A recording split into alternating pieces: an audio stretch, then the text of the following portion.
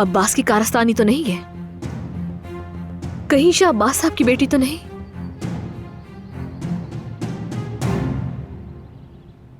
जमरू साहिबा की ड्रिप का वक्त हो गया है, क्या आप कमरे से बाहर जा सकते हैं अदनान साहब? ठीक है, मैं जाकर देखता हूँ दादी वापस आई या नहीं।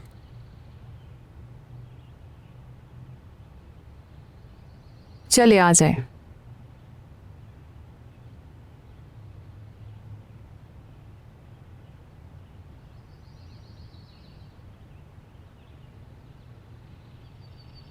कुछ तो छुपा रहे हैं ये लोग।